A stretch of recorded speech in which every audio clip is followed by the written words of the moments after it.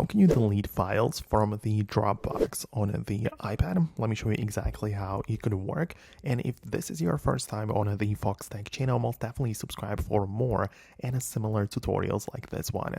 Anyways, in order to delete files from a Dropbox, you need to have access to them. And this can be achieved through various different ways.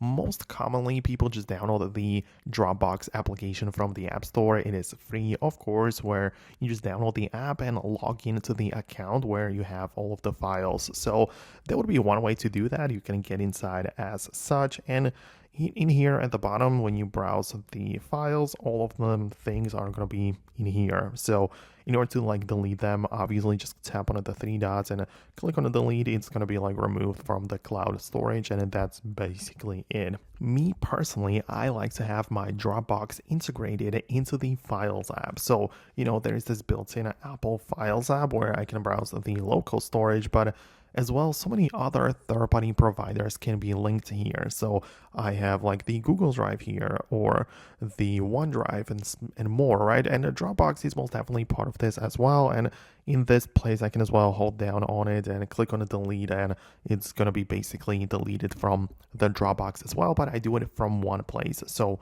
I like to put it all together.